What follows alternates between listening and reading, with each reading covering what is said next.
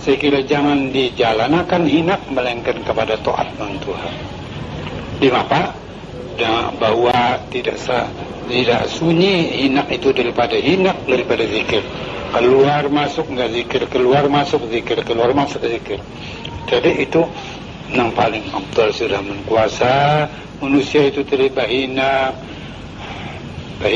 keluar masuk hinak itu hingga lafaz Allah ada atau mengerti bahwasanya keluar dan masuk itu lafaz Allah, keluar Allah masuk Allah itu. La tad'i yakuna khurujuha wa dukhuluha, masuknya hinak atau keluarnya hinak, masuknya dan perkataan Allah. Itu tadi itu yang paling apa? Ya itu tadi yang paling penting sudah yang ini tadi. Jadi dihimati keluar masuknya di setel-setel Allah, keluar Allah.